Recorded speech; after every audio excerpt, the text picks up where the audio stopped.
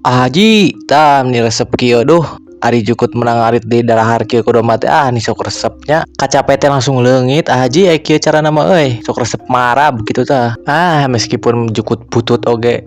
Nu penting mah di dahar ku domba gitunya. Beak pokokna mana kokopan teh mantap. Eta kumaha sih cenah hayang sinara rampus kitu dan nu abi mah di parab teh henteu langsung di daharan kitu kalau sok diantepkeun sakitu jukut nama geus alus geus diapik-apik tapi anger we domba teh ngakur di ambuan hungkul jukut sok rarudet sok kalah hayang nalapung ka dombana teh. Tah guys aberek nyarankeun nya ngarah domba rampus kieu tah sing serinya di pasian obat cacing. Tah abi bade ngarekomendasikeun ieu obat cacing nu bagus nu karaos ku abinya. Jadi si domba bakal rampus gitu tah jika domba nu abi ieu lah. Insyaallah asal kuat ngaritna cukut kumaha we pasti di emam. Tah nama obat cacingna anteminiknya. Ieu obat cacing cair. Terus cara masihkeun ge gampil. Tinggal sedot pake suntikan bekas.